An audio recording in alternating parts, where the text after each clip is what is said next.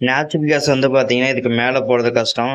ஏன் அப்படின்னா வந்து உங்களுக்கு ரெசிஸ்டன்ஸ் ஒரு லைன் நான் மார்க் பண்ணியிருக்கேன் பாருங்க, 177.50. இதுக்கு மேலே போகிறது கஷ்டம். ஸோ இங்கேயே மார்க்கெட் நமக்கு ரிவர்ஸ் கொடுக்க ஆரம்பிச்சிருச்சு. ஸ்பீடாக போயிடுச்சு அப்படின்னா வந்து 180க்கு மேலே கிராஸ் ஆகிருக்கும். ஸோ அங்கே மேலே போகாதனால நமக்கு இந்த இடத்துல ரிவர்ஸ் பாயிண்ட் கிடைக்கும். ஸோ கால் ஆப்ஷன் வச்சுருந்தீங்க அப்படின்னா இந்த இடத்துல புக் பண்ணிடுங்க. அகைன் வந்து மார்க்கெட் மேலே போணுச்சுன்னா மட்டும் நீங்கள் வந்து கண்டினியூ பண்ணுங்கள்.